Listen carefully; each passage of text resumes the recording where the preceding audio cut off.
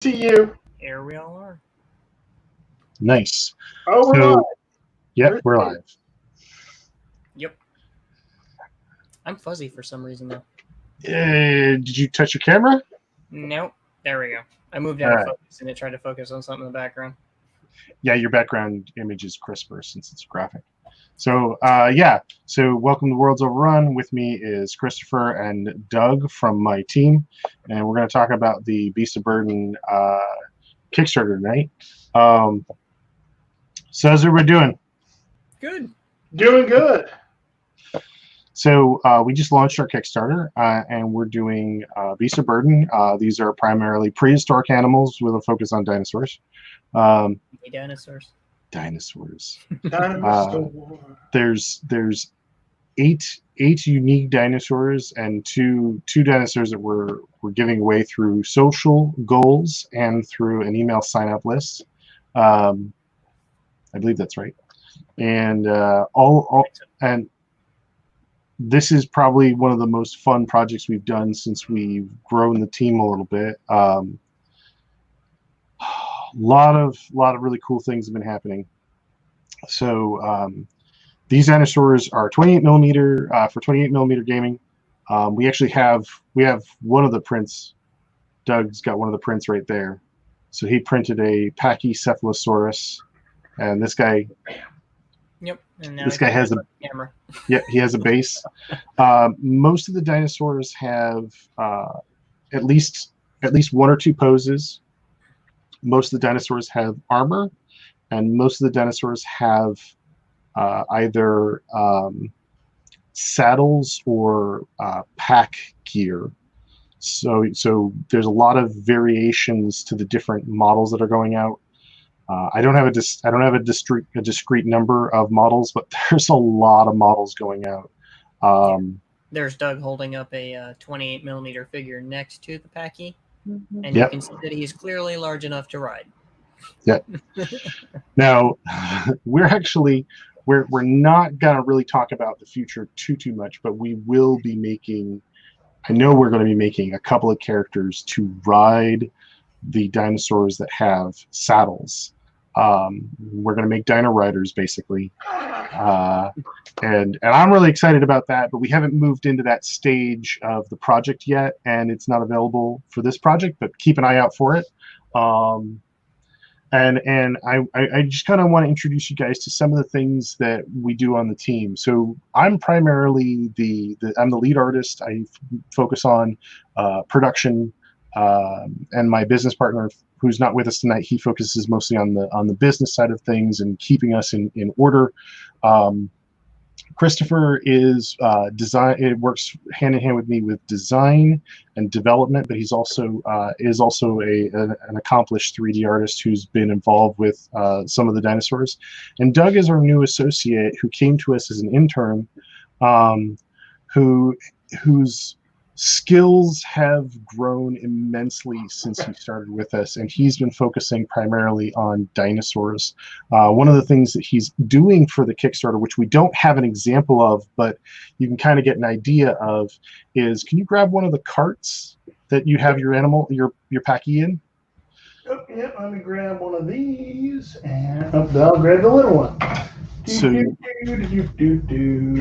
we're trying to think of how an entire town or an adventure might be done where the dinosaurs are involved in your campaign, and how they're going to be involved in equipment and gear and live alongside of different adventurers and or storytelling that your DM might want to use. These are just some of the Dinotopia.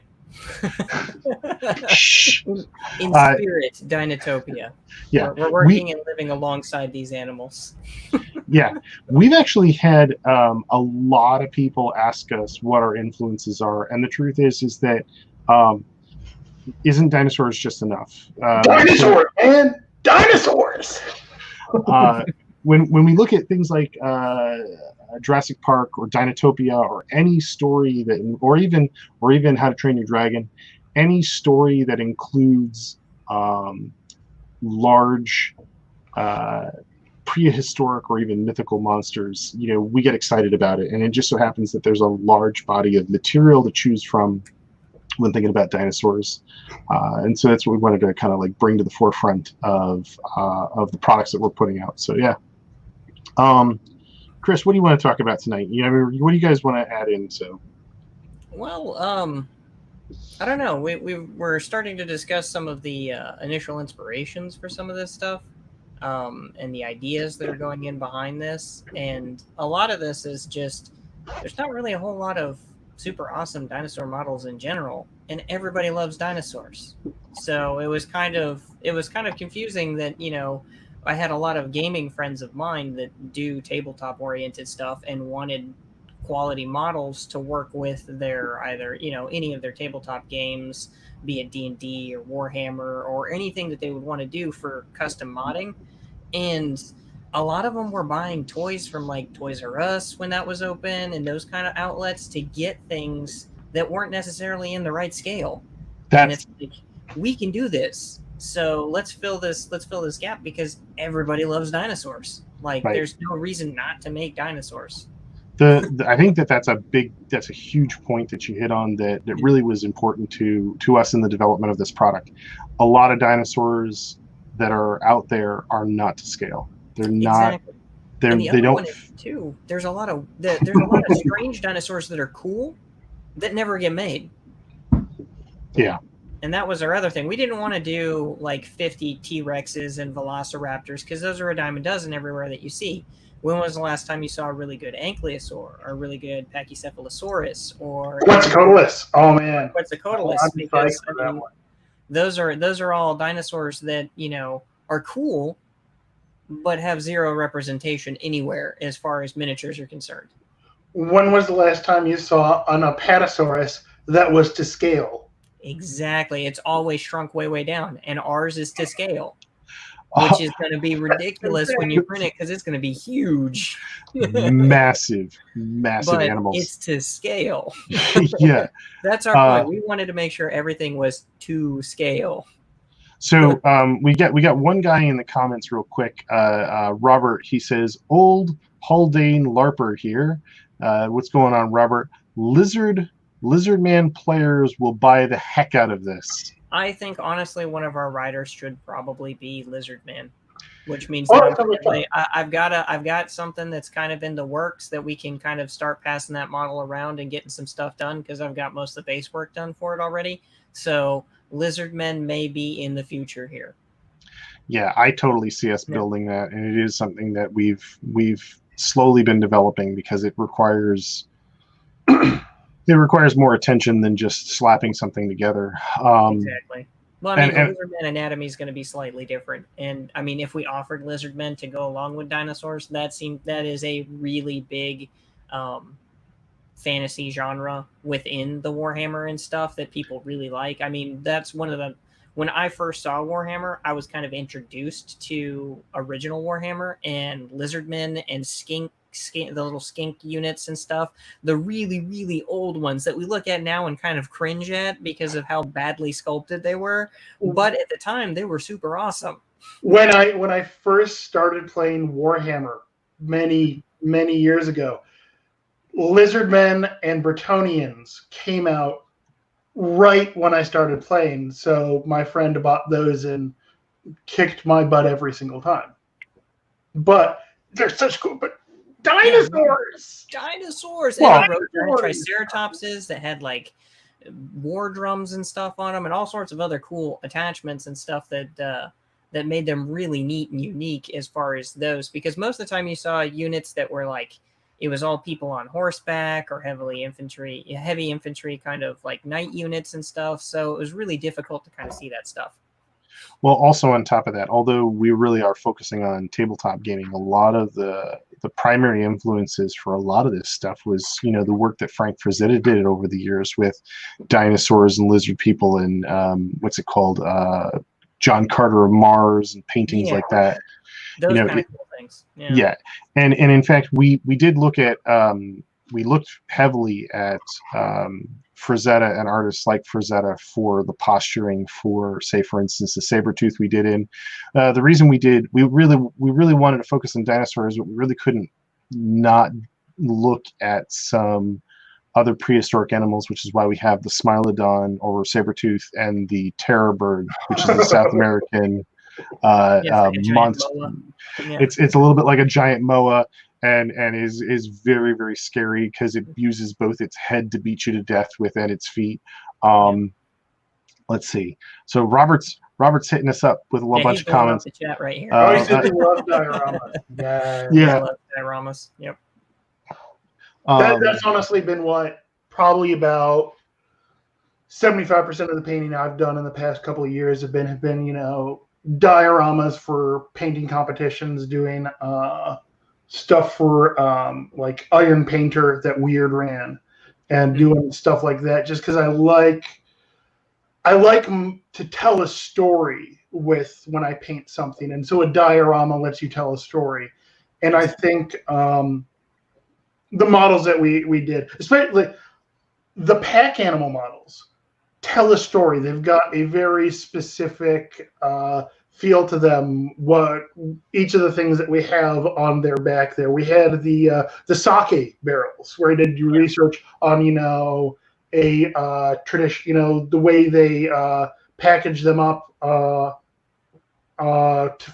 traditionally in Japan. For those, that was a piece of cargo I haven't seen on a tabletop before. Exactly. So I was excited to have that. And then on that same note, we had to hit a lot of regular things that you would see in a campaign too. So we needed to build. We've got treasure chests. We've got sacks full of whatever material needs to be in those. We've got trunks. We've got bedrolls. We've got all of these other things that have been put into these in order to bring these characters and bring these dinosaurs up to a level where they're going to match with your tabletop characters. And they're all secretly mimics, actually. Yeah. Do what now? I just said all the gear. Secretly, they're mimics. Yeah. They're all mimics. They've all got teeth in them. They will eat you. But they're great mimics. They're hidden really well. I want to come back to what you were saying about storytelling. I think that a lot of miniatures, a lot of content out there doesn't really have strong story elements. And with the dinosaurs, what's that? It's very one note. Yeah, and with the dinosaurs, we're really trying to push more of that sort of storytelling element. We didn't really make dioramas, but we had talked about it. There's an instance where we're going to have a character smushed into a base underneath one of the dinosaurs like it had been stomped into the mud. But we pulled away from that only because we were afraid that some people really would be turned off by that, and it's better for them to mod a piece into a base than have us do it for them. Which I agree. But I really want a lot of these have we've got a lot of different elements that you can tie all together for all of these things, and we've also got an enormous library at this point of terrain from different environments that also lends to all of this. And just like we say all the time, elevate your gaming. It's not just about us sculpting better stuff for you guys. It's about you guys being able to take those things and elevate them in a way that we may not have even thought about. And it's all about the customization and the hobby crafting that goes into this stuff that's really, really important to us. And that's why we want to give you a multitude of options in order to tell the story you want to tell with the miniatures. Yeah. So Robert, I'm not sure if this is a question or not. He says, I love private sector and civil life scenery and NPC models. Oh, so, that was in regards to, I was talking about how the pack animal ones, I thought, tell a really good story. Yeah, and it's what I liked about doing the packed animals or the animals that can be ridden, or even the armored animals, is it allows us to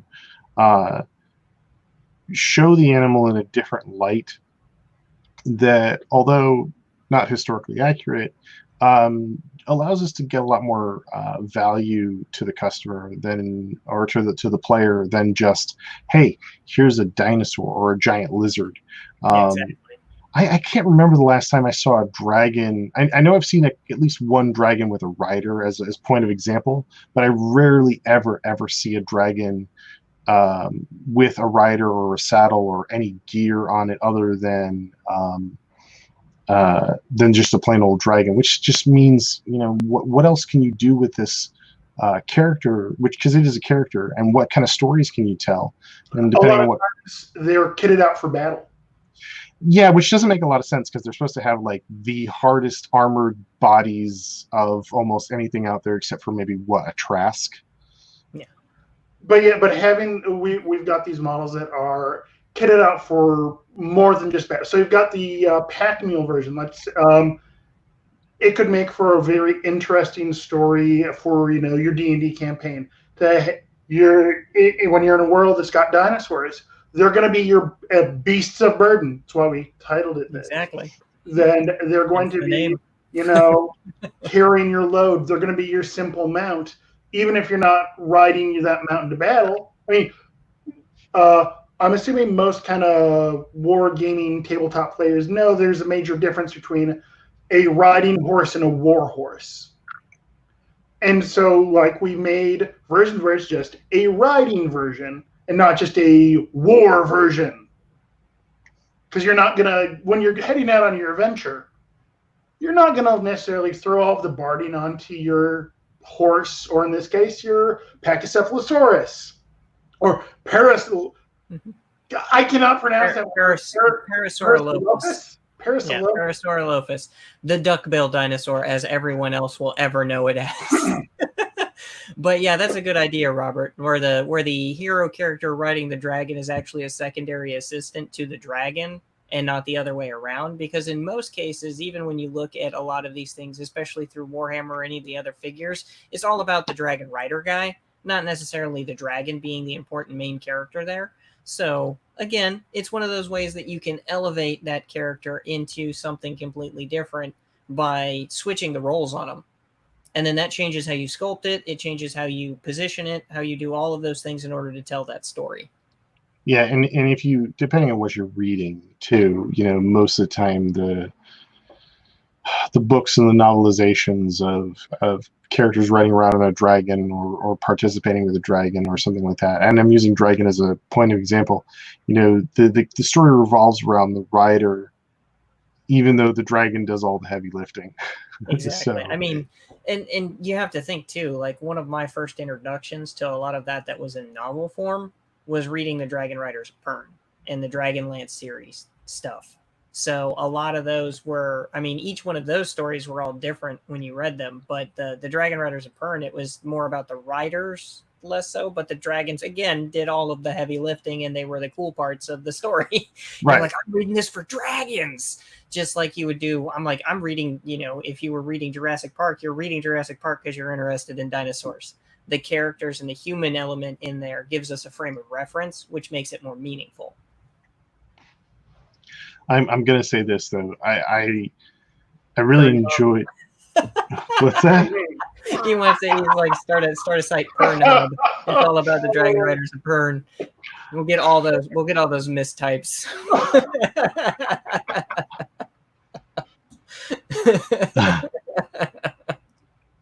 So anyway, I'm really excited about the stories that are going to come out of this.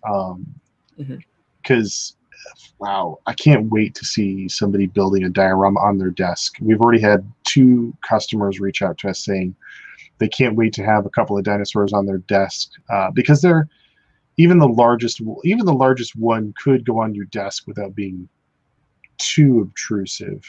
Well, maybe at a little over 12 inches, it is a little obtrusive. But they were talking about how clients and customers, they'd love to have clients and customers come by their desk and see dinosaurs that they 3D printed on their desk. I'm actually kind of curious to see what happens with that. Also, I had somebody ask what genre we're in and is it sci-fi, and I said to them that I don't see why not, because I could see the armor that we developed swinging both fantasy and sci-fi. Because you could say, hey, this is made of steel and iron, and this is made of, I don't know, adamantium. They're very. It would one of be my very buddies- easy to modify into looking more sci-fi-esque, especially for somebody who was interested in trying to do like a sci-fi dinosaur campaign. But I think the base model for those armors and stuff lend into a lot of different things, especially once you get to the point where you're painting it. You can paint it to make it very sci-fi-esque if you were so inclined. Yeah, I mean, if you were able to sit down and take the time to do, say, for instance, a Damascus pattern, it suddenly elevates it beyond just, you know, a iron armor or a basic metal armor. So one of my gaming buddies today was asking me about the saddled ones, like, what scale is it? It's like, wait, so I could literally mount Space Marines on it? Like, it is scale. You can have Space Marines riding dinosaurs. Yep. They're gonna have to break the Space Marines' hips to fit them on the saddle, but I don't care. Sure, I'd love to see that. Some of them you might be able.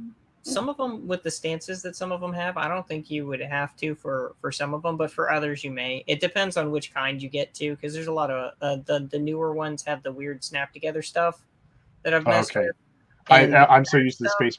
Yeah, the Space Marines' legs becoming as one part. It's legs and hips as one part. That's what I'm used to. So, Doug, any interesting stories that you want to share coming from the outside world about the project launch? So something super fun is that my nieces and nephews, they're 3 years old. They have figured out how to call their Uncle Doug on the iPad. And so when I was working on these models the other day, they called me up on the iPad without mom and dad knowing, and it was adorable. And one of my nephews was like, "Look at my dinosaur!" To which I then went, "Oh, you've got a dinosaur? I've got a dinosaur!" And they got really, really excited about it. They were very excited about it. I was very excited about it. I showed them some of the work in progress dinosaurs and, spin it around on my screen because I didn't have test prints of those ones yet. And like, "Oh, do it again!" And just kept spinning them around and around and around. And amused my 3-year-old niece and nephews to no end. We used the triplets. The triplets. I actually, I want to have Chris bring up something. One of our dinosaurs, which is now probably one of the more interesting ones that we made, almost didn't get made because Chris made it as kind of a spoof. You want to talk a little bit about your Triceratops and its armored frill? Oh, the armored frill. Well, the Triceratops initially was kind of a jest thing. I was like, I'm going to sculpt a dinosaur because we need something weird and exotic to pull a cart. So I sculpted the Triceratops, and that was kind of the birth of the entire project as a whole for the most part, because we kind of talked about it a little bit, but it was the first piece that was like, hey, this might actually be a thing. So I showed it to some other friends, and they were kind of interested in it. So we went from just the weird concept to having this. And then as we did this, the Triceratops kind of got put off to the side, and I worked on the Ankylosaur basically until it was done, and then came back to the Triceratops. Well, in that process, I had made a bunch of like bladed pieces and a bunch of other weird things for the Ankylosaur. And in those, I took some of those blade pieces and had just kind of positioned them around on the frill on the Triceratops to give him like some interesting shape breakup. And I was like, I don't know if this is really anything that we wanted to keep. And as we continued working on it and kind of mulling over the pieces on there, I ended up leaving it in the file, and we turned it on, and it was like, that's actually pretty cool with all the rest of the stuff here, because that almost didn't happen. I just remembered a little bit differently, where you're like, hey man, take a look at this. It's pretty cool. Yeah, but we really can't make it. I'm like, why not? That thing could pull siege engines into battle. I mean, and he's like, really? I'm like, yeah, let's go with it. Let's see it. Let's make it. Let's do it. Let's do it. And it's funny too, because some of the swords on that thing, like the blade pieces on his frill, are bigger than 28mm characters. He's got like man-sized blade spear things on his head that he's just gonna hit people with. I gotta tell you, it has definitely got one of the more aggressive silhouettes. And if I was standing on a tower watching a couple of those pulling siege engines into battle, I'd be a little concerned. Yeah. Just be like an ankylosaur with all those tail attachments too. Just like comes in like a wrecking ball into the field there with all of his stuff. Siege engines. Yeah, he is the siege engine. Should we mention our Patreon too? Because I just made a bunch of siege engines for that. What'd you end up making? I ended up making a really cool ballista. That is, as James put it, he wanted it to shoot a bolt large enough to rip a man in half, and I believe I accomplished that. I think those. Catapult. So not a trebuchet. Wanted the torsion style catapult. I want to make in the future. I want to make a trebuchet as well because got to. But then also made what I'm calling the door knocker, the siege engine it's ram on the front of the big old fist. Yeah. Oh, we need to introduce the members who are not here. James was talking to us in the chat. We have missing members. That is correct. Sebastian unfortunately could not make it here with us, and he's one of our other 3D artists. He's really good. He did the Sabertooth and the Stegosaurus. Yep. He also has been doing a lot of our rendering for all of this stuff, and has been doing a top-notch job making everything look pretty. And also Sharon Murphy, who is kind of like our house mom. She keeps us from acting out and is our primary editor and works very closely with everybody for marketing and for getting us the right copy so that we can put out a nice looking product. She really is kind of like the heart of our team in a lot of ways. We've really got a great team pulled together. I couldn't ask for a better group of people to sort of come work with James and I and try and make this, this whole project a reality.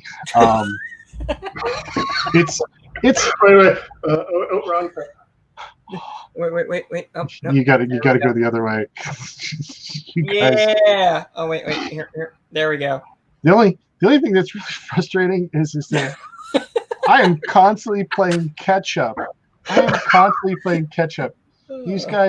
These guys watched me for 3 days. No, most of the week. Oh my gosh! For no less most of the week fight with a battleship, basically. Oh man! I Elevate Your Gaming has been the mantra of Worlds Overrun since the beginning. It's kind of a double thing, which is get the gaming up off the table. Okay, but it's also making gaming more interesting, making gaming more aggressive, more provocative, giving you something that's more advanced. Problem is that I end up making big stuff, and then it's that's an understatement, sir. And then it's the big stuff, like the big stuff. And then it's how are we going to make this work? How is this going to be? What we do? We have to make this for a tiny bed. Yes, and everybody and their brother bought Ender 3s. Yeah. So I have to cut it. I have to cut everything to fit a 200 millimeter bed, and at times it's very frustrating. It's very, very difficult to achieve that goal because it literally is putting 500 pounds of stuff into a 10-pound bag. So yeah, we do get. Cool, because when it's done, it looks pretty. Yeah, and we actually have. We can't talk about it just yet, but we have a project coming out almost immediately after this one. That is still considered to be the largest piece we've done to date, and it's only technically half finished. When it is all the way finished, it will be full Hobbit size. Just telling you. full Hobbit. I will be able to stand next to it. We will take a picture, and it will be one Chris unit high. It's going to be big. Yeah, it is going to be big. Robert, you can totally make a trebuchet tomorrow if you wanted to out of toothpicks. There are YouTube videos for I that. want to make it 1-to-1 size. Yeah. But they were always custom made. There's no 1-to-1 size. No, he wants to make an actual A trebuchet. real one. A real one. By 1-to-1 size. A real 1-to-1 one. scale, as in an actual size trebuchet. It looks And like a trip to I Home Depot. am totally behind him on that one. Make a trebuchet. Let us know how it goes. I saw a video of these kids that made themselves a trebuchet and they used it to launch watermelons, and they put one through a someone's trailer. Someone lived in a trailer and they put the watermelon through the trailer with the trebuchet. They set it up. They didn't think anything of it. They didn't think it would go that far because they're firing it. They're going to fire it in a field, and first shot, watermelon. Right. Yeah, that's got to make a mess too, I'm sure. Well, there's a reason they were used to raid walled cities and such. Oh yeah. The trebuchet looked like it was about somewhere between 6 and 10 feet, and mostly made out of That sounds about 1-to-1. 2x4s. Yeah. So, but yeah, Battering ram. It's made on site. it's made on site. Oh man. What else you guys want to bring up tonight? Robert, you got any other questions? You got anybody else you want to bring into the conversation? But yeah, we've been working our butts off. So yeah. Yeah, and there's a lot of work, especially when you consider it. Most of these animals have a minimum of 2 poses and then 4 different gear setups. So you're looking at basically each creature has about 8 different iterations that you're getting out of these things. And that takes a while, at least 8 in most cases. There's a couple that have a few less and a couple that have a few more. But so it balances out. I'm like not overboard with the Pachycephalosaurus. Yeah, we went a little crazy with the Wacky Packy. He's just like, he's got so much stuff. Yeah, he's got gonna be awesome. The Pachycephalosaurus, in some respects, because it's got so much stuff, we refer to him as the pawn of our board, because you can basically print him out. If you take the files and flip them in UNV, you can basically print out an entire front row of animals if you really wanted to. So it's that would be cool. Yeah. The only problem with that, Doug, is that not all the animals will fit on one little space. I know, this makes me sad too. My ankylosaur takes up quite a bit of space. I think your chessboard.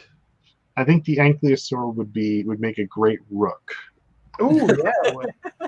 And the Packy would be the pawn. The Triceratops, honestly, because of its fringe, would be the bishop. Yeah, I can see that. Quetzalcoatlus would be the knight because it can jump over things. Right. Yeah. Quetzalcoatlus would be the knight, and then then Beefcake would be the king, and the sauropod would be the queen. What about we're forgetting the saber-tooth. I was thinking maybe the saber-tooth might be the queen. The saber-tooth could be the knight. The saber-tooth could also be the knight, yeah. Yeah. There's not enough variety in chess. Make new chess. Make dinosaur chess. I worked on a new chess that came out 8 years ago and was developed by one of the leaders of board game development. And I'm not a chess person, but it's a very, very different game. And basically, just like playing something like Magic, where you can pick a color, you can pick what your board is like. And one board is customize it. Well, no, it's how you play. For instance, let's say I think one is called 2 queens, where instead of a king, you have 2 queens. So you're customizing your pieces for which unit, basically switching out your unit for that kind of stuff, which brings us right back into the way that you'd be able to customize a lot of the different things that you do in your gaming in general with these dinosaur figures. Which where you can, if you wanted an entire unit of Space Marines riding Pachycephalosauruses, you could. If you wanted to switch out your heavy infantry with Ankylosaurs that have las cannons mounted to the side of them and some kind of like heavy bolter on their top of their head, then you can do that. Dude, could you see the Parasaurolophus has got turrets on the side? I was gonna say the Parasaurolophus. There we go. That's how we say that. Beefcake or the duckbill, whatever you want to call him. We've been referring to him as Beefcake because he's a beefy boy. Yeah, but we kind of had looks like a cow on the side. Two huge setups on the side of him where he's got basically like basket setups with huge ballistas on there that when you put a guy behind it, you realize how large those things actually are. And he's basically a walking piece of artillery. Yeah. Got a dude and got a ballista in front of it. Yeah. Could you imagine guys riding terror birds going against guys riding what's your dinosaur, Doug? All of a sudden it slips my mind. The Pachycephalosaurus. I mean, could you imagine those guys all charging it at each other? We're riding those two sets of animals because yours is gonna hit low and mine can jump with the feet. It'd be rough to figure out who was gonna win a fight with those guys. I think I just realized why I have such a kinship with the Pachycephalosaurus. You need to get those little nuggets around around your collar. We'll get dermals. We'll get. Do I need to we cosplay as a Pachycephalosaurus for our next stream? No, because I might do that. I don't know. Is there a thing against painting yourself orange? I'm not gonna paint myself. I'll be, the palest Pachycephalosaurus. If you can find a hat that has spikes on it, that would work. There you go. Glue spikes to my head. I got super glue. Mm-hmm. That's a poor life choice. Don't try that at home, kids. Don't do that at home, please. That kids. is totally... If I recommend doing something, don't do it at home. Don't do it at home. Don't do it. There's a reason we call him Crazy Uncle Doug. Crazy. As if the beard wasn't warning enough. Exactly. I'm trying to get there. It's going to take a little while. I'll catch up. I decided just to not trim it during lockdown. And it's gone on a little longer than I intended. So I wanted to bring up a couple of other things. We've already had some requests for some dinosaurs. I'm not going to promise anything on here, but we don't usually create a world and then just put it aside. We usually come back to it. And dinosaurs or prehistoric animals is definitely something we're going to be pursuing over the long term. So fertile ground. It really is, and there's too many animals out there. Yeah. I mean, there's a lot of different interesting creatures that we can come back and visit for additional sets to add on to the Beast of Burden series, because I believe this is going to be one of our series that will continue, and then we'll be able to also do different iterations of all of these guys. So if we've been kicking around other ideas of maybe moving them into other genres, like we were talking about with the sci-fi stuff, to do more sci-fi-esque kind of dinosaurs, and that may be a potential road that we go if there's enough interest in people wanting that. Yeah. There was also talk of undead dinosaurs. Exactly. We talked about undead skeletal dinosaurs, which who doesn't like skeletal dinosaurs? Especially necromancer skeletal dinosaurs, raised from the dead. Did you just say Skeletor? Could you see a dinosaur? Skeletor would be like, where's my dinosaur? Yeah. You have the power. I'm old and I don't like things much. I'm old and I don't like things. One thing I would love to do. Remember when I was working on the Quetzalcoatlus? Yeah. And you're like, oh, hey, try, duplicating it and mirroring it over. I just want to see how it looks facing the other way. Well, I left both of them turned on in the software. So suddenly their heads the necks lined up perfectly. And it was this weird, crazy, two-headed Quetzalcoatlus. Two-headed Quetzalcoatlus. He's It which was very reminiscent They're not going of to make that. it was very reminiscent of the three-headed god from Cerberus. Godzilla. Oh, the I forget what his what name is is. it? Rodan. Yeah, Rodan? it might be Yeah. Rodan. I think Rodan has 3 heads. Yeah. One of those anyway. One of those. But yeah, that might even be a whole genre that we pursue later with those, which is mutant dinosaurs, where we can get a little bit more creative with them and do a little bit more interesting stuff. That's something that I just was thinking about actually as we were talking is that we've seen some different interpretations of dinosaurs based on what little knowledge we have. We can totally do different types of body scoots and or feathers and or look, there's a Quetzalcoatlus. there we go. So is like James showing pictures and stuff now? Yeah, this is hold on a second. This is our Quetzalcoatlus model next to I believe that's not a Sid, is it? That's Sid, yeah. That's Sid. Like, this dude. So we used a base very similar to the one we use for our airships, which is supposed to look like clouds or moving through gas. Do you want me to grab the airship? You know what? You can, but you're in a small picture right now, so hold on to that. We will bring that up because that's something really worth talking about. Yeah. But this is the armored Quetzalcoatlus, and this is one that Doug worked on. He spent a lot of time developing the concept of what an armored pterosaur would look like and how they would operate. Was super tricky. Yeah, especially because I worked very closely with Doug on trying to get we tried to create something that looked awesome and functionally believable, and that's where the trick comes, because these guys have those huge skin membranes that run all the way down basically from their arm and attach on almost like a flying squirrel, but it's out all the time. So well, and the other thing with them is that pterosaurs have weird anatomy. Yeah, it's very strange. They had like a whole extra hinged bone, didn't they? No. So it was that their wings are not like bats. Where bats, this become, they got long fingers and that spreads out there. The entire length. I'm pointing at my screen. You can't see what I'm pointing at there, but the entire long tip of that thing, that's their pinky.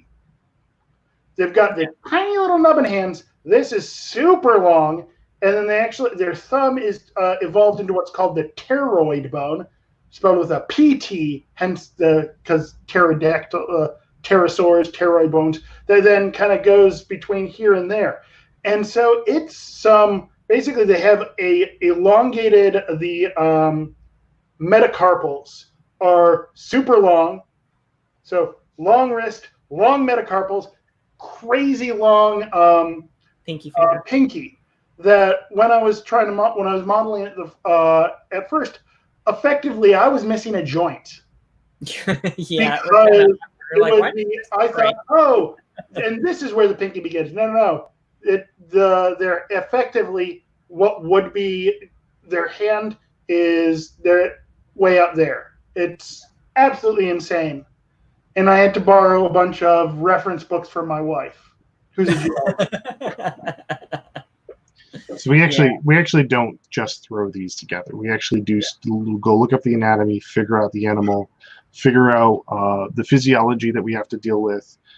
Then we have to compromise the model to fit for 3D printing, because those membranes are terribly thin and in the real world. So we have to make sure that we have enough volume there for 3D printing. Yeah. We have to make sure we hit our tolerances. And like the first thing that goes into any time you design a creature or a character or any of that stuff, we're building animals that you need to understand their skeletal structures and how they're all put together in a general. And we have great reference for the skeletal structures. But imagining all of the muscle structures and all the other things that go on top of that in order to make this thing look like it's moving believably is where we spend, you got to front load a lot of time in that process. And that's what allows us to come up with significantly better models for ourselves, even than what we've done in the past, by spending more time developing these things out, especially. And then once we get that, then we enter into, development of armor phases and other things. And sometimes we have ideas before we get to the finished dinosaur, or when we start the dinosaur, like we want this dinosaur to be a siege engine, or we want this dinosaur to have these kind of qualities when we get to the end of it. But there's a lot of development, and we pull from a lot of reality in order to get these things. Because you have to remember, we're shrinking it all way, way down, and it's got to be readable from the silhouette and the figure. And there's an ankylosaur kind of all decked out with a super high ride saddle. We got a comment from Andy. Yeah. Oh, my daughter, 7-year-old, what spotted me on. Does your daughter want printed? Okay, I think it's asking the requirements for. Yeah, go ahead and give us a little bit more. Look at that. Go ahead and give us a little bit more information, Andy, if you would, please. Yeah, I'd love to know what models is getting people excited. Yeah, we all want to know that, because personally, we love all of them. So at this point, because we've been working with them for a while, we've been wanting to share them. Anytime we can get little people excited about dinosaurs or 3D printing or art or the content, I'm all for that. Oh, absolutely. I now have 3 nieces and a nephew, and dinosaurs are always a big thing. So yeah, tell us more about what you want to do. And that's what's up currently on the screen is the attack pose for the ankylosaur, and that's him in his full armor, about ready to use his sword tail attachment. I think on this guy we did 3 different attachments for the tail. We have a sword, a double-bladed axe setup that's actually quadded, got 4 axe heads on there, which is kind of cool. And then we've also got a mace tail, if you want the non-lethal or the mushy version, because he's going to make jelly out of whatever he hits with it. It took me a little while to come up with how to put a saddle in amongst those blades, but that was a lot of work. I like the high-rise saddle. That turned out really cool. Here we are with all 3 attachments, so you can see the sword tail, the axe tail, and the mace tail. And then, like Doug was saying, it took a while to figure out how to put a saddle on this guy, because it was kind of tricky with all those swords and stuff, because you fall off and you're going to get skewered. Don't fall off. Don't fall off. Wear a seatbelt. Yeah, exactly. You need a seatbelt to ride this guy. And here he is in his walk pose. I like the. I'm a big fan of those plates you put on the side. Oh yeah, it carries the shape language, because he's got kind of that. That's what, an octagon there. Yeah. Yeah, they're an octagonal shape. He's got that on his back armor, and that kind of ties them together visually. Because a lot of his natural armor is covered up by blades now. Well, you got to give him unnatural armor too. Exactly. And the helmet was really fun to build for this guy. That was a whole lot of messing around with some shapes on there. We ended up giving him giant tusks on the front end, so it's like his normal spikes that would have been back where his cheeks are almost like pulled out into giant blades in the front, so that kind of like an elephant, so he can swing them back and forth. Because when you set a guy next to this, he could. Those blades are huge on that front end of his face. And he's got like nice little Viking. He's got almost like a very Viking-esque kind of feel to him in general. And it's really neat. I had a couple of things where I turned the dinosaur off and it was all just the armor. It looked really cool. I wonder if I could build maybe an armor rack for that stuff, just to have the armor set up so that it's just the armor sitting on stuff. When I saw you making the saddle the first time, I thought you were making an armor rack. This is the ultimate. This is the ultimate in walking shield walls right here. Exactly. On a battlefield or in a skirmish, this guy's going to cause a lot of problems for. Could you imagine replacing the Triceratopses that the lizardmen ride with one of those? Oh yeah. Oh, Andy said Stegosaurus and Quetzalcoatlus are her favorites. Awesome. But she wants to make, she wants all of them. I am excited that she wants the Quetzalcoatlus. That ever since I saw the skeleton for one of those, So I live in Texas, and the Quetzalcoatlus northropi was discovered in Texas. So the Houston Museum of Natural History has got a gigantic skeleton of the Quetzalcoatlus there. Yep. And it is absolutely terrifying to see in person. I look up, it's taller than a giraffe. And it flies. And this is the scary part. Could you imagine a flying giraffe that could eat you? A flying giraffe with a bill the length of its neck. Yeah. Almost. It's absolutely insane. So I was so excited that I get to bring that creature to life. And James is in here cycling through all the different iterations of the Ankylosaur here. Here he is with just the high-rise saddle and no armor on. Which, again, it turned out really cool. And like we were saying with this guy, it's really kind of tricky to put anybody or anything on the back of him because of those spikes. The thing that makes him the most interesting is what made him the most tricky as far as, like, trying to develop armor for this guy, where it looks like something that would be useful to the animal and to warfare. Because, I mean, we could do some really ridiculous stuff with putting some things on here, but it's like, would you really want to do that on the animal? So it's just, some of it gets pushed into realms where it's a little fantastical, but a little bit more fantastical than it really should be or would functionally be. But we start with the form and the function first and then deviate from that to make them more interesting. And we have dinosaurs dinosaurs with humans. We're already in the realm of fantasy there. Might Exactly. as well have This is the biggest one that we have currently. This is Eric. So Eric, you want to talk about your dinosaur here? This is our sauropod. This is based off the animal that used to be the Brontosaurus. It is the what was the proper name? Apatosaurus. Thank you. Apatosaurus, yeah. Yeah. Too many names. Too many sores. Too many sores. We loaded this guy up so that it could carry. So we could carry a bunch of guys that are support for it. This is probably the most insane model we've got, and this guy. What's that? Kevin says it looks awesome. Thanks, Kevin. Kevin, that was fun to make the armor for. I was gonna say, how many units can you fit on top of that? When I put it up there, I fit. With space, I was able to fit 6 SIDS. Okay. Oh no, 4 SIDS is what I had up there. I think I was able to squeeze at least 6 hammer times. Plus, then there's room on the bench in front there. Yeah, I think the bench seats 2 people, so you can literally get a squad of Marines up there probably. Yeah. So, yeah, he's basically he's armored. Yep, there he is, no armor. Look at those nice That's body spines. Big animal. It's a big boy. That character there can almost walk underneath him unhindered.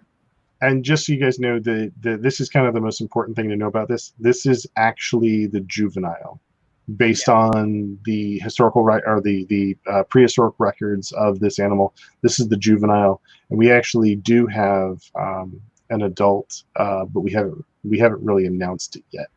So this is a kind of a pre-announcement. Exclusive. We're announcing to you now. There will be an adult version that is even bigger than this. A pre-announcement. So this is the baby.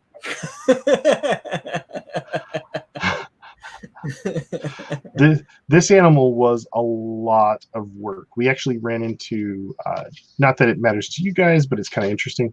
We ran into a lot of technical difficulties developing this product, and it had to be rebuilt no less than 2 times. Some weird ZBrush glitches too. Yeah, some basically software garbage. But it does have.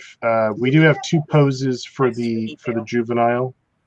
And it is still a very large print. The tail's probably we haven't done our cut up on this yet, but we do know what we're planning for on this. So it's going to be manageable for most people, unless you have he's got a friend who could use it as a stand-in for a Carthage element for the tabletop game Clash of Spears. I haven't played that game, but when it came to designing the armor, I used like the battle howdahs on the back of elephants as a major influence for how to use such a large beast to carry people into battle.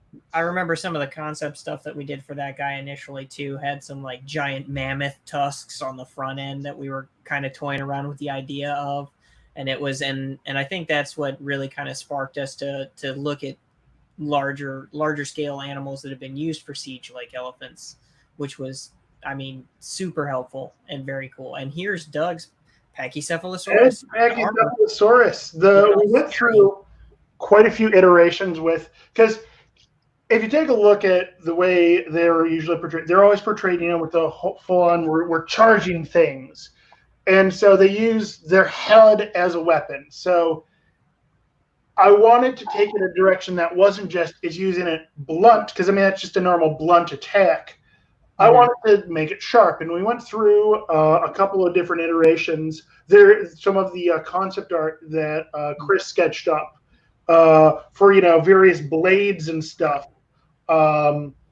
were on there, and then we came up with the idea of going with like a rhino horn there. So he's got the nice kind of the jowl mandible, blade. It almost there, but I like the idea of him, charging in and going full rhinoceros on somebody. And when we were looking at it and had just the armor in there, it really kind of reminded me of the Black Dragon from D&D, because they've done that weird one with the curved horns that come in like this in the front for a number of years. And I always thought that was kind of cool. But the rhino did heavily influence us on that front headpiece, and Doug did an amazing job at getting this armor done. This was one of the first dinosaurs I think that we got like armored and posed.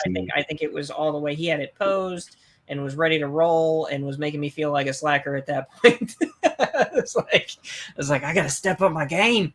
You were doing the 2D stuff too. I was sitting over here cranking out 2D pictures. I'm like, I gotta get back to sculpting. But then we brought that bladed helm idea through, heavily influenced the design I ended up doing on the Parasaurolophus. I said at that time. Yeah. Beefcake. So he's got that big horn on the back of his head as I, pantomime and look like a crazy person. But got, so he's got the big old blade there.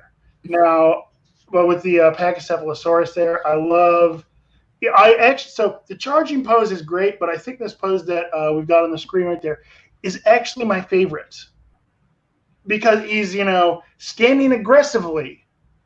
He's ready to attack, but he's not there yet. He's not, in attack yet. It's that moment before. Right. Before the action. Yeah. It's the anticipation. It's like when you render an image, the two most impactful times to do a render is the moment before the action or the moment after the action. The anticipation and the follow through? Exactly. I could see like putting a like an orc war boss, sitting on there, giving the rousing speech before they go and destroy something. Or in the case of orcs, build a wall out of their own orcs.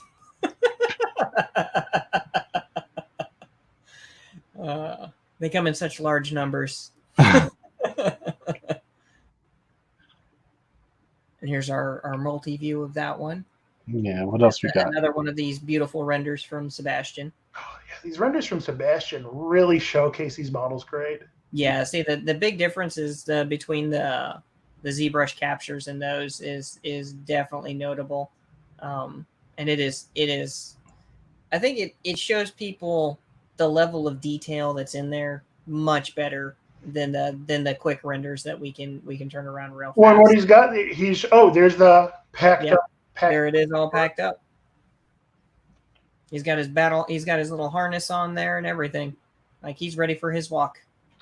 But yeah, we were showing the unloaded Pachycephalosaurus there earlier, which is the one that I have printed out so far. And I did this with my with my Photon, which is close to as cheap as you can get an SLA printer, and the quality you can get out of a very affordable printer these days astounds me. Yeah. And I was so excited to actually. It's one thing to see this really cool model on screen and then actually hold it in my hand. Yeah, it's totally something different to hold it, especially when you design the whole thing. Yeah, this guy really came out nice. Yeah. What else we got? I want to print this guy next, maybe. Yeah, this is one of the ones with the there is with the saddle. Yeah. And as you can see with that one, it's not a battle saddle. A battle saddle, that's a fun word to say. But this is, your traditional riding saddle, where he's not going into battle like this. This is for trekking cross country, or, hey, I'm going to go, be a cowboy of Parasaur. I don't know. He can, you can ride that like a horse and go. Or the Pony Express. Pony Express. Like cattle. Yeah, work on the range. This is not, the battle pose. And I'm really excited for something that is beyond just your, charge. Yeah. Beyond war. I mean, the combat stuff is really fun, but I think we had a lot more entertainment in a lot of respects out of building the stuff that's unusual, like using them as pack animals and doing the other stuff that most people consider more mundane, but it's more interesting because there's really not a whole lot of it anywhere. Yeah. This is our duckbill. Parasaurolophus. Parasaurolophus. We learned a new word, so we're going to use it. This is the second largest model out of our collection, and this is the second set of war gear that he has. In fact, this is probably one of the more complex pieces that we put together with his turrets that you can fire bolts from.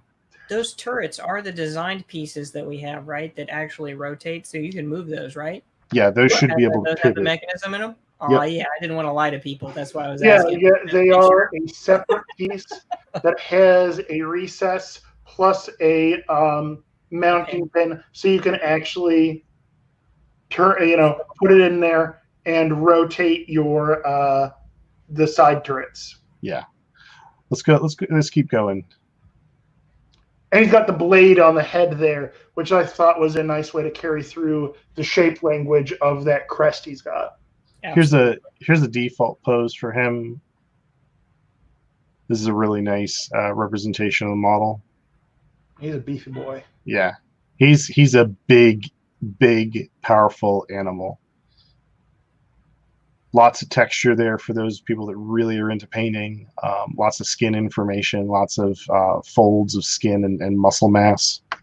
So something that we haven't mentioned yet that I am excited about with our this project is that a lot of the animals in this project are the herbivores, as opposed to the carnivores. Right. Where a lot of times with previous other projects out there, gaming dinosaurs, is they tend to go towards a lot of them, not all of them, but a lot of them run towards the carnivore. Which, we didn't intentionally choose to go mostly herbivores. We just started talking about the animals that we thought were interesting. And I spent enough time on farms growing up in Connecticut to know and hear constantly, herbivores and omnivores can be just as dangerous, if not more dangerous, than the predators. If anybody's ever been on a farm, that the pigs are probably the most dangerous animals on the farm. So it kind of baffles me when a developer focuses on predators only. Oh, there's the proto pulling his little wagon. This is a Protoceratops. Yeah, This is a Protoceratops. So this is the animal that that the Triceratops and all the Triceratops animals evolved from. This animal comes in two types, just so you know. It has one with a fringed tail and one without. What we see here is we see him pulling a chariot with bladed shoulder pads, which is his armor. Because he's such a small animal, we didn't want to go with heavy armor. They were considered really fast, according to paleontologists. Very swift animal, but also not. Yeah, smaller than a horse, maybe even smaller than a pony, but bigger than a big dog. If I remember correctly, their dimensions are they're about 6 feet long and about 2 feet high. Yep. So they're relatively low to the ground. It's like a little pony, and it's like two ponies in front of each other but squashed down. Yeah. We've got a guy there for scale or something. Exactly. Yep. It's like there's a dude there for scale. Like you could technically ride this thing, but it'd be really low to the ground. It's more of like a dwarf or a hobbit kind of thing. Halflings?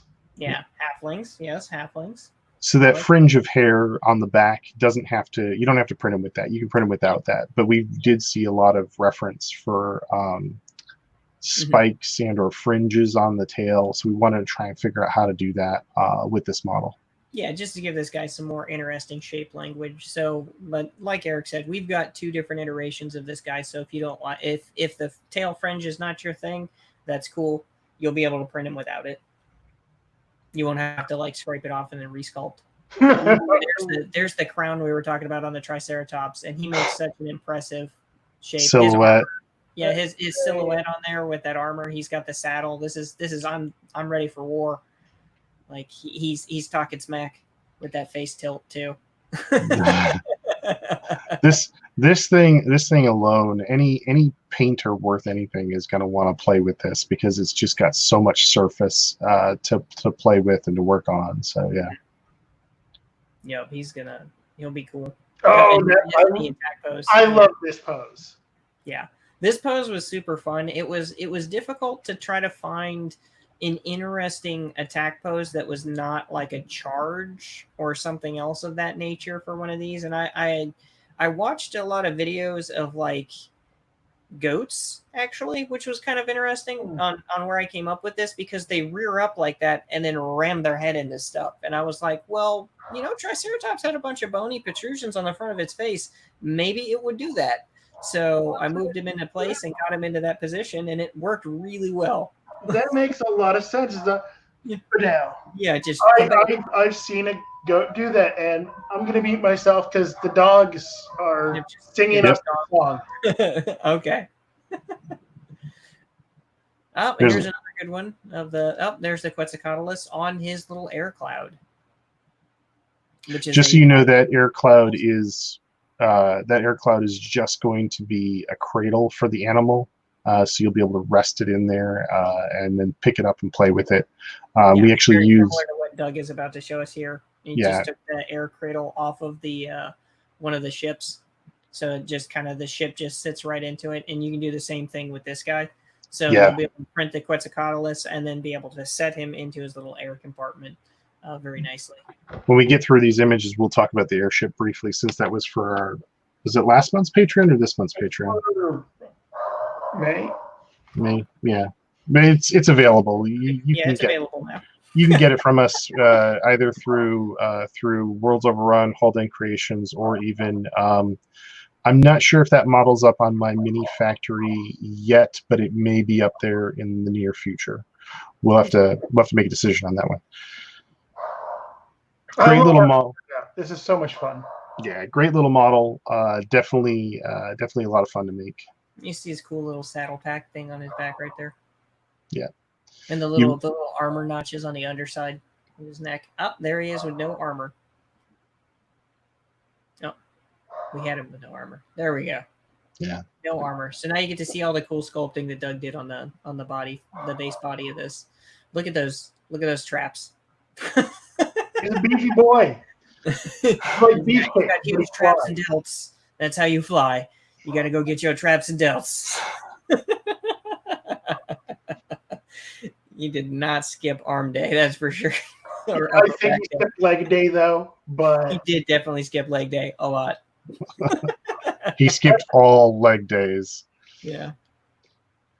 All right, here's the our saber tooth. Yep. Yeah, this is the one that Sebastian Sebastian worked on, and I worked real close with him on the initial concepting of the armor to get something, and we wanted something very savage for this guy, something that would be lightweight and look kind of cool. So we went with a again kind of a Norse / orcish kind of look there, where it's got like a lot of bony protrusion pieces on armor plates and like a bearded axe thing across the front of his face. And that just kind of helped to break up the shapes and make him look very, very vicious and kind of angular. I think we even did, yeah, see on the open mouth version, we've got like basically brass plates or gold plates on his arms, and he's also got axe blades on his side paws there. Yeah, we really wanted this thing to look. That's savage. Yeah, we wanted aggressive. It all attack. Yeah. He maxed out attack stats and has like no defense stats. That's it. That's what he did. He's fast and he hits hard. He's a box of razor blades. Yeah, he's a glass cannon. Really? And there he is with the nice open mouth thing. Great hair texture. Yeah, Sebastian did a really good job on the hair texture thing, which was cool because I did a lot of the 2D ad paint over stuff for that, and that one was probably one of the most fun to paint for that because it was a different texture from the other ones. I got to play with some fur instead of doing all the scales. Yeah, I got a lot more scales to paint.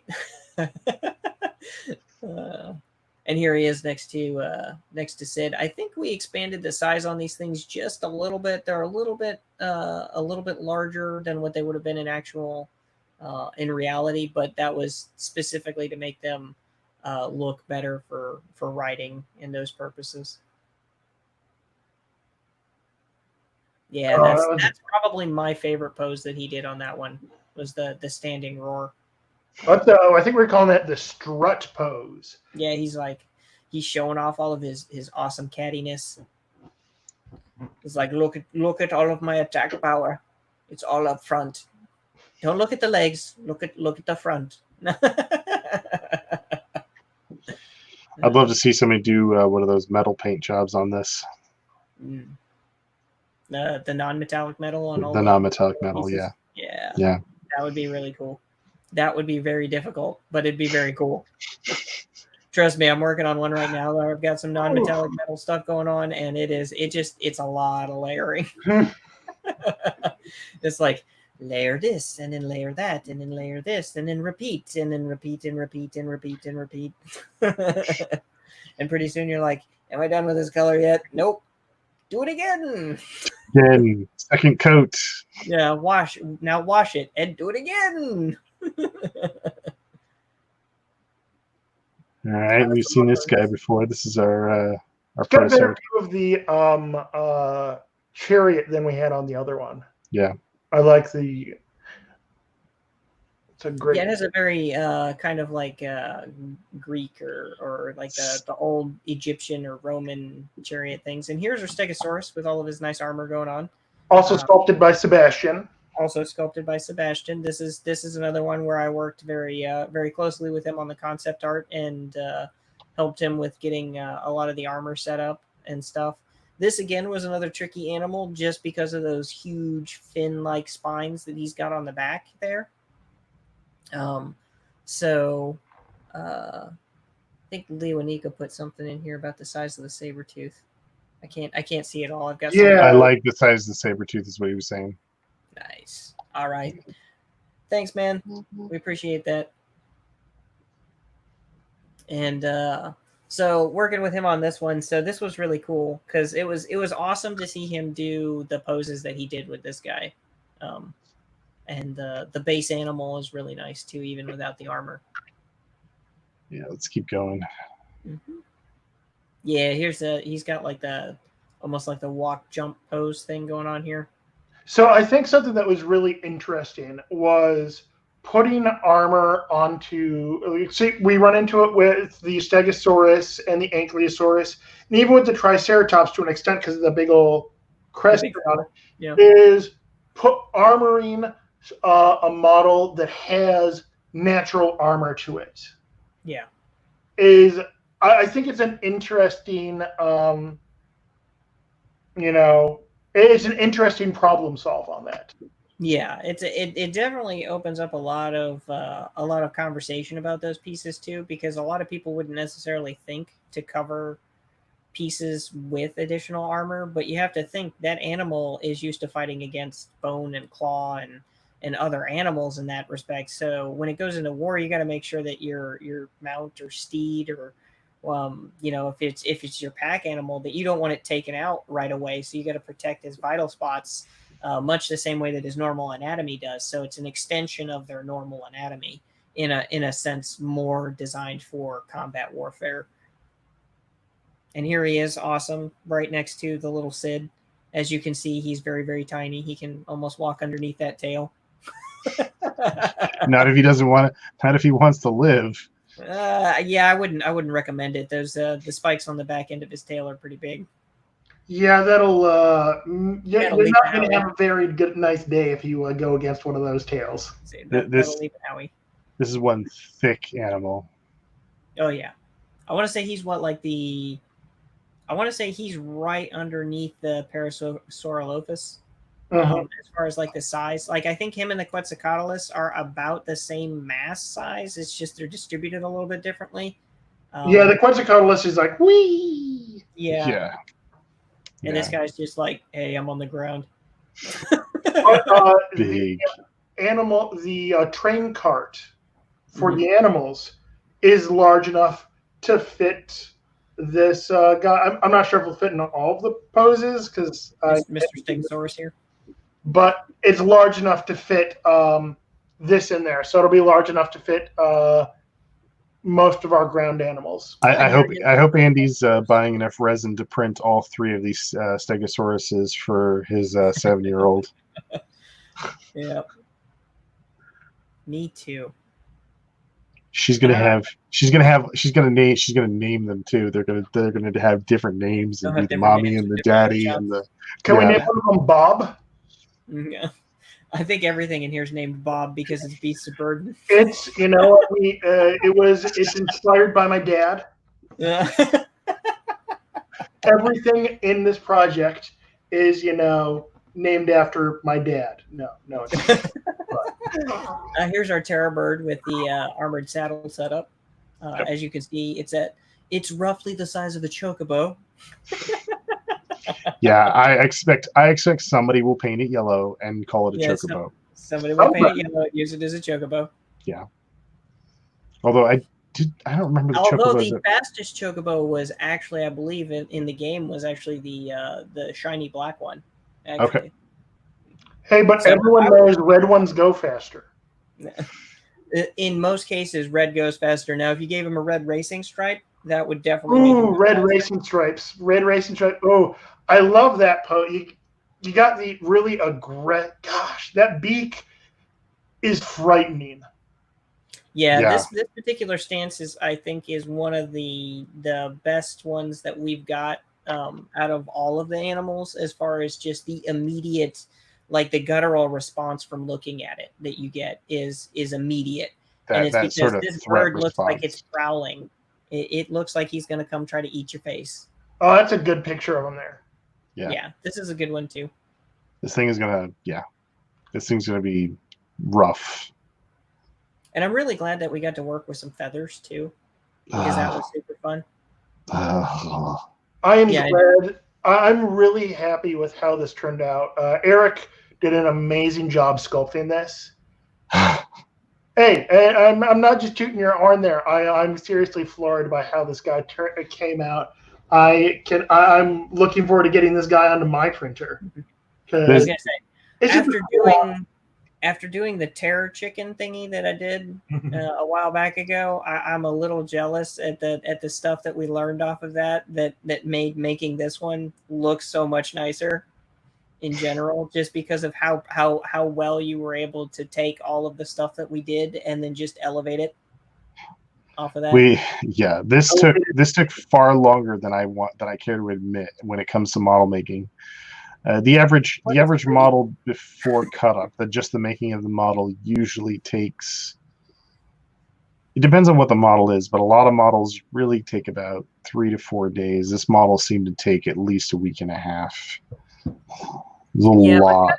Feathers are difficult in general because there's a lot of it's a lot of build, place, moving around sections of them at a time in order to get something, and then it really makes your scene super dense, and it makes it difficult, and it lends to a lot more chugging and technical errors that end up happening because you're just working with so much more geometry. Well, and, feathers have to be placed more specific, have more specificity to them than fur does, because fur is just crazy all over the place except up here. But feathers, they have, this. If you ever, when you look at the wings of the bird, and you did a really good job there of laying in these are the pinions. These are pinions. The only one that I could that you can pull off the top of your head. You got your down feathers kind of overlaid, and then you've got your longer ones that kind of come through and stuff. I love this pose. I almost wish we could do a little bit more with this, but there's only so much time in the day. I love how this is ready to just gore somebody right now. I was very happy with this one, and I was super glad that when we first started it, because I initially pulled those horns and stuff out of like that original base head mesh. Yeah. And I'm so glad that we separated those out and did something different with them, because the original ones were okay, but the new ones and the stuff that we made on here afterwards was so much nicer. That's something that a lot of people don't know. And as we move forward, a lot of people may not realize this, but a lot of this stuff, when most people start building models, they try and make it all out of one lump of material or one lump of digital clay. And the more that the guys work with me and Chris, and we talk about this, the more we have to, the horns need to be a separate piece of material. The toenails need to be a separate piece of material. And or the feathers all need to be separate pieces of material, because it adds a lot of flexibility and ease of use in the development or posing and or sculpting and or laying out of things. It's easier to see on armor than on a organic structure like the dinosaurs. Mm-hmm. But the truth is that, like, one of the simple things that I did with the Terror Bird was, because they were all separate pieces, I was able to grab and extend and pull certain feathers around, so I could get a kind of a flow or a movement in the feathers that I wouldn't have had if they were all one volume. Because then because it's almost like if you move the wrist, you move the whole hand, whereas with them all being separate, I can move things, one at a time. Yeah. Right. Or you can move sections of it at a time with groupings that, based on how you make it. Exactly. Yeah. I kept joking about putting the Sid in front of that guy because it looks like he's just going to squash a dude. I really wish we did. Let's keep moving through these. Let's move through these a little bit quicker. I want to show a couple. I want to show the airship and then see if we have any other questions to fulfill. That's a nice close up of the skin and the scoots. Yeah, he's got a lot of little knobbies on there. That's a high back saddle. There's our gear. Yep.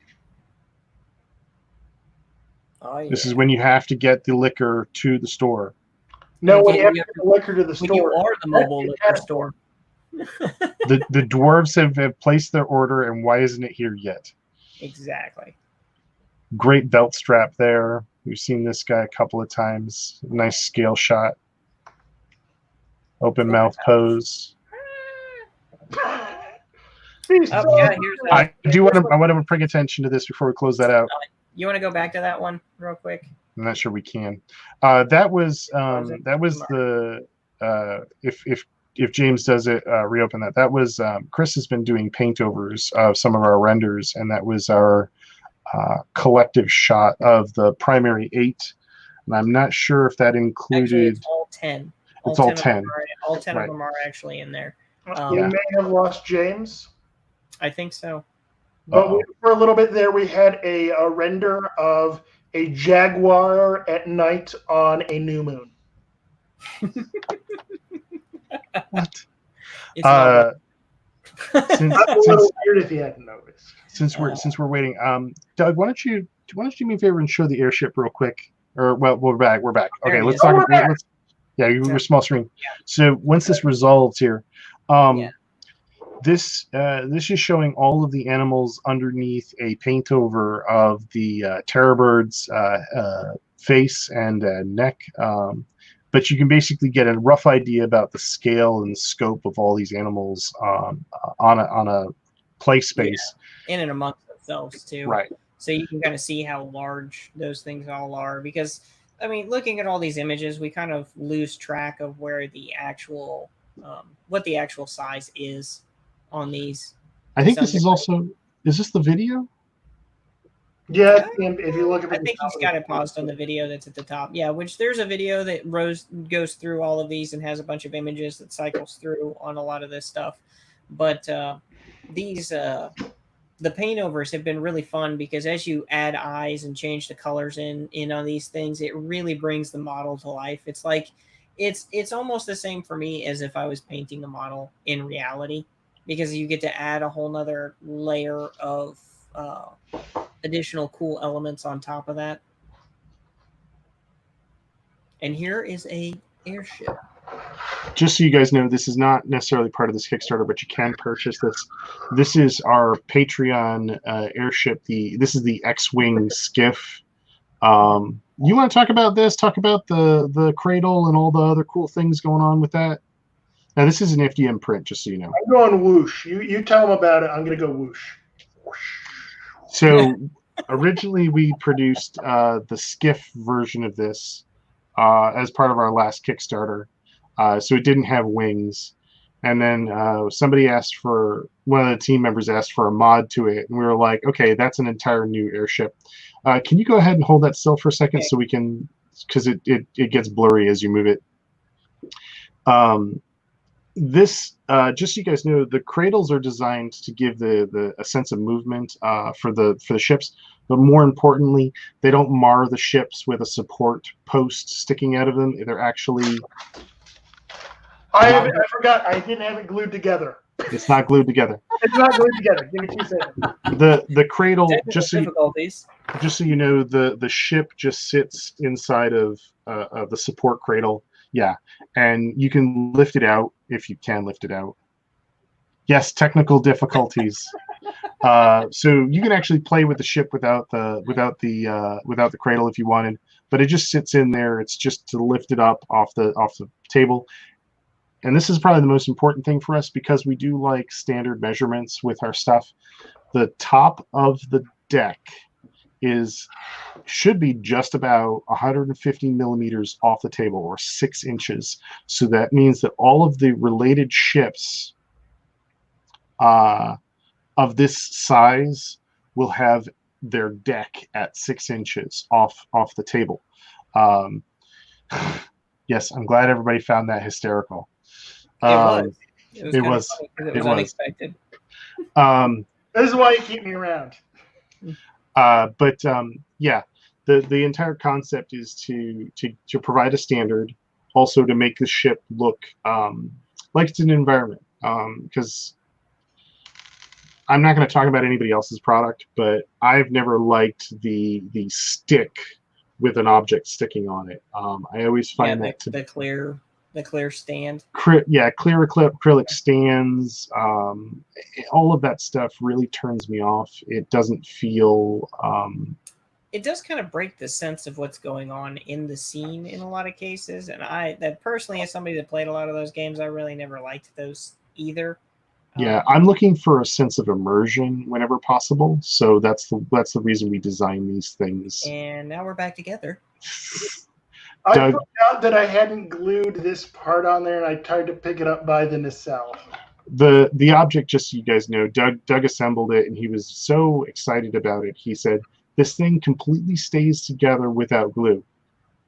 You want to glue your stuff together." Yeah.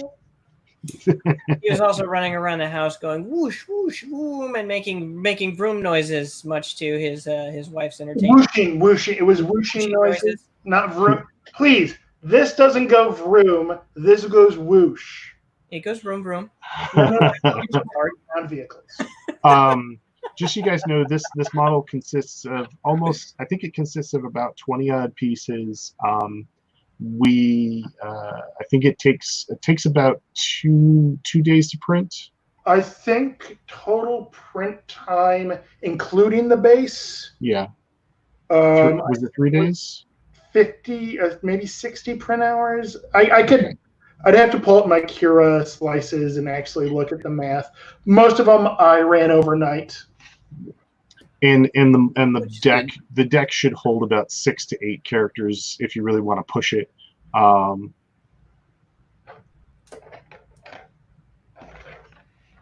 Yes, the airship was this month's community choice. Right.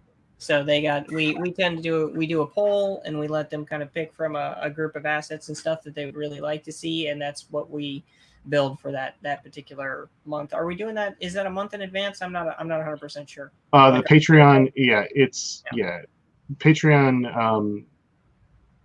As one month ends and another one begins, and they get a bunch of things that they get to put up, and they poll for it, and at the end of the month we need to deliver that poll. Is the poll still going on for this month right now? I believe it is. I don't think it's settled on. I know that James has told me what it could be. I'm sorry, Chris. Go ahead. I said, so if you sign up for Patreon, you could potentially influence this month's community pick. Right. And I'm pretty sure. Yep, it's still going on. As he posts like 5 times at a time. I think he's got to set up for everything. Yeah. Yeah, it's all the channels. I'm gonna say this, guys. I want to make a call out real quickly with all the horrible things going on, with all of our family and friends having to deal with all of the nonsense that's going on in the world. I want everybody to be safe out there. But I also want to say, this has been on our schedule. This is what we've been focusing on for the last several months.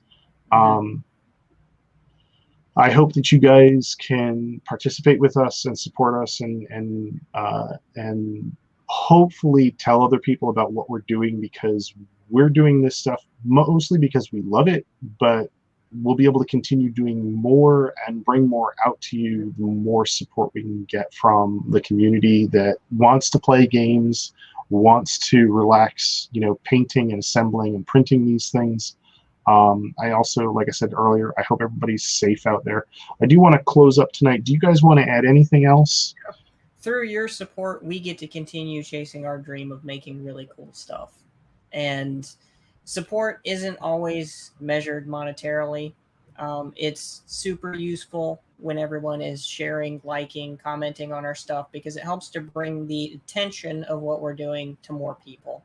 And every one of those likes, shares, and comments across any platform really are super helpful, and we greatly appreciate it when you guys do it. I know I've got a few people that specifically every time I post stuff are sharing it and liking it, and I want to say thank you.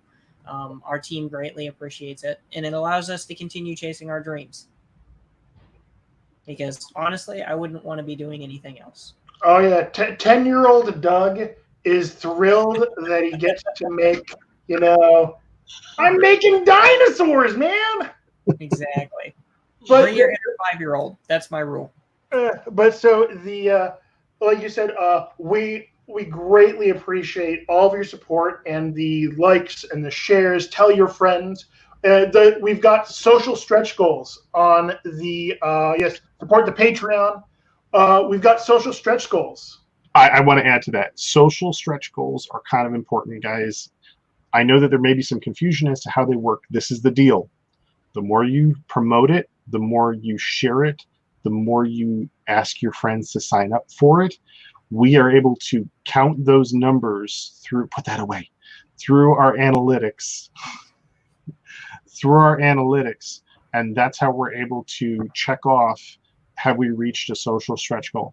If you don't do that, we're not going to make the model available, because we do have rewards for doing that, and it's a nice incentive for just talking about things that you're interested in. If you're really interested and you like what we do, it helps us a lot when you like it and share it. And so that's how we say thank you. We give you more free models out of that stuff. like, share, subscribe. Exactly. All the stuffs. Click the buttons. I don't know. Ring the bell. There's a bell notification, right? On YouTube. Also, we don't have anything free on Patreon, guys, but you can participate on Patreon. You can watch what we're doing. Every month we are uploading new models, and we're taking down old models. Most of those old models are either getting recycled and or they're going to end up going on to some degree that will go on to our My Mini Factory. So if you see something you like and you missed it, you might be able to pick it up over there. If not, just wait or ask for it. But you're gonna have a distance. Yeah, there are a few free models. Okay, we've got a few free models now. We weren't doing that for a while. That may cycle in and out depending. As we continue to expand, we'll be changing those things up. So always just come back and check. There may be something there that you might be interested in this month. There may be stuff that's slated to come out later that you might be interested in. So just keep us in mind when you're doing that stuff, and come check us out. And we also like community engagement. We've got a couple of friends. I say friends of WOR. We had a couple of friends of Worlds Overrun who are always engaging with us. We really want to see more engagement. We know that the community is kind of passive, but we would really love to see more prints painted and modded and embellished. We'd also like to hear from you guys from time to time. We really do look for that kind of stuff. So here's our My Mini Factory in case you guys are non-familiar with it or you're interested in sharing it with somebody who's interested in My Mini Factory, either for participating with us or for participating with other developers. There's the Worlds Overrun My Mini Factory. Like I said before, we're going to be cycling things in and out depending on the frequency of the community interactions. So, yeah. Excuse me. Anybody else have anything else they want to bring up? We want to hear from you. Tell us all of the awesome stuff. Oh, yes, we love My Mini Factory. We love that. Say it in a more robotic way. Say it proudly, say it clearly. We love My Mini Factory. Remember, guys, elevate your gaming. Yes, elevate your gaming. Say goodnight, Doug. Good night, Doug. Thank you for coming out to our stream. We really appreciate you guys' support, and have a nice night. Have a good one. Tell your friends. Absolutely.